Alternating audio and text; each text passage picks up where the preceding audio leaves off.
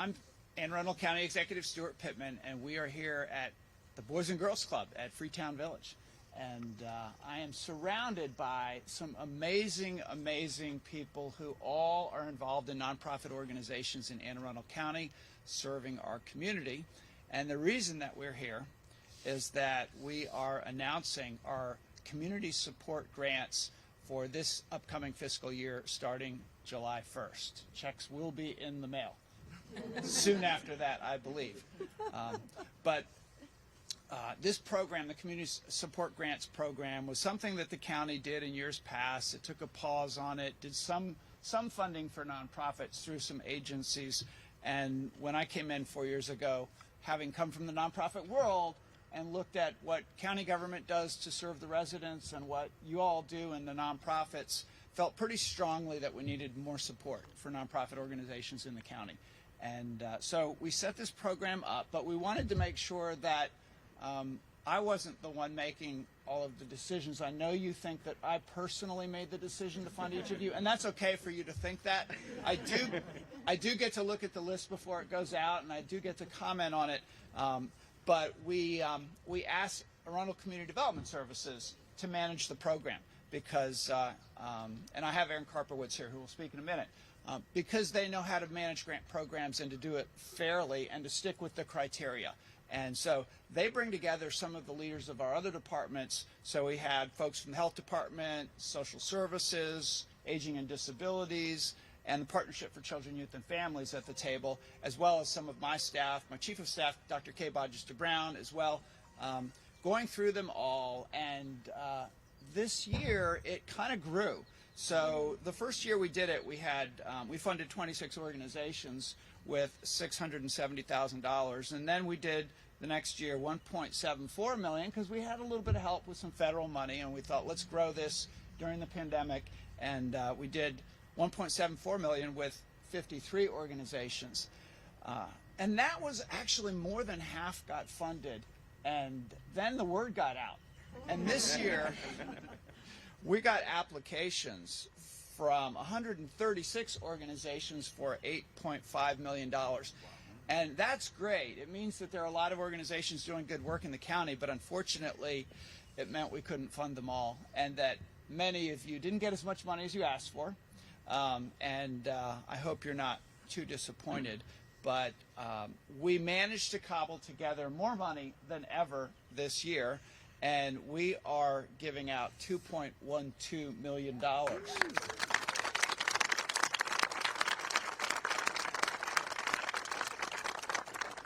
And it's 74 organizations. I mean, we're really, when you look around this county at the good work that's being done, it's pretty extraordinary. And we wish we could fund more. We wish we could fund everybody. But specifically, we asked for applications that were pretty broad areas, but health and public safety, housing, social and community development, youth programs, economic recovery from the pandemic, the arts, and disability and senior services. So it's pretty broad, but pretty much health and human service, helping the people of this county get by in difficult times. So I'm going to turn it over to Aaron Karpowitz, who will tell you a little bit more about how the selection process worked. And then we will have a very large check to distribute among you. Great.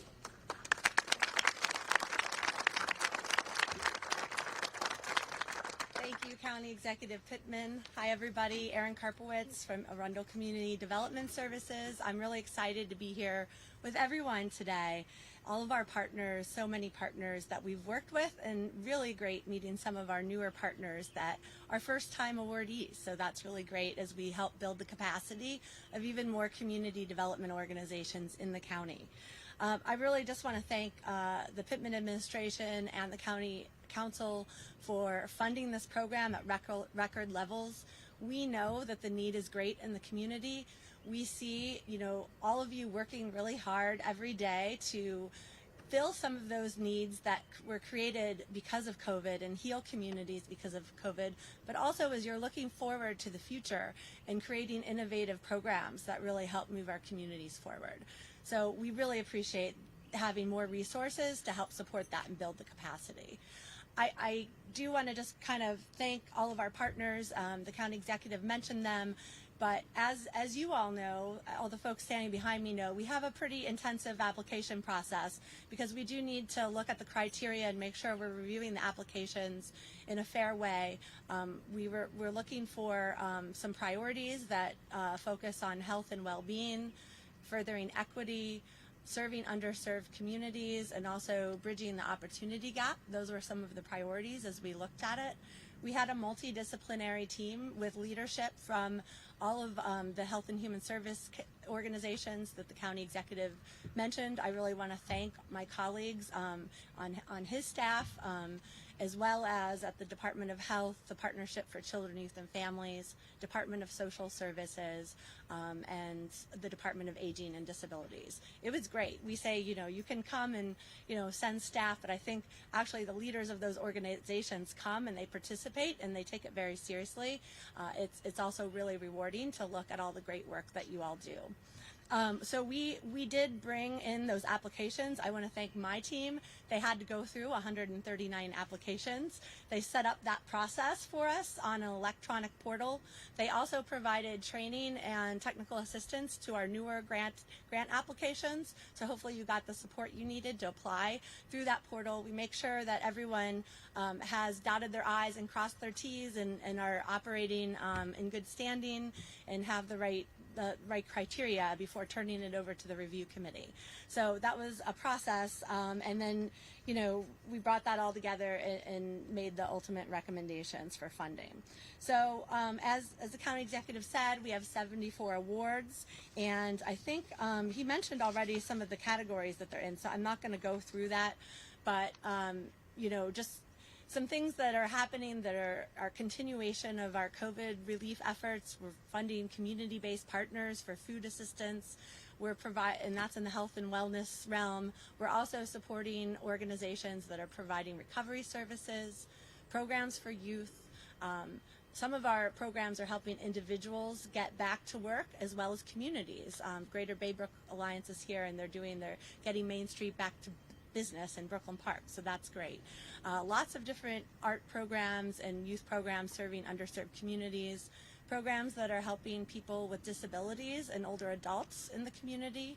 And then we also have a lot of community development organizations that are just furthering equity and furthering our services to people in need. So with that, I think I covered everything, and I just want to give a special thank you to the Boys and Girls Club for having us here today. This site where you are is one of our community support grants applicants. They've also been a prior recipient of those funds, and they serve about 73 kids a year. They're getting ready to start summer programming next week, and they will provide 6 weeks of full-day summer care at a very, very low cost for kids who live in the Freetown area as well as surrounding communities. And it's a great program because they take them bowling, they take them out on field trips, do a lot of recreational activities. So thanks, Boys and Girls Club, for having us today.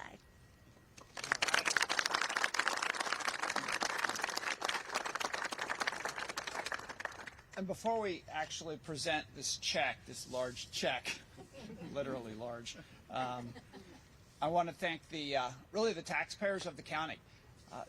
The budget that just passed 6-1, so it was almost a unanimous budget, which is real progress in this county. It was a bipartisan budget, and I didn't hear anybody complaining about this program on the county council when they were discussing it. And I want to say that while there is some federal money that we're using in this, the ARPA money, and there are other grants that are going to organizations that are ARPA funded, that my commitment is to continue to do this funding. That regardless of what happens, I think we may be in for some tougher budgets in the coming years, but the pain in especially the parts of our community that have not benefited from our economic good times is the pain that you all are addressing. You are helping those people through difficult times. And it's so essential that we do that in a way that is closest to the community. And your organizations are closer to the community than anybody, and so you see the needs every day and you deliver on them. And so as we go forward, we will have to figure out a way to fund the work that you do, and I hope that we will grow it, because what you all do is really extraordinary. So thank you for everything that you do every single day.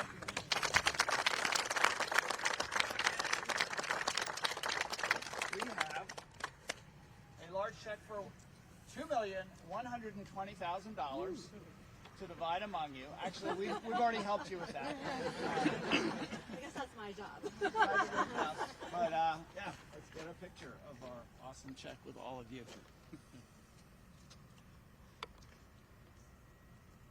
All right. Thanks, everybody. Thank you.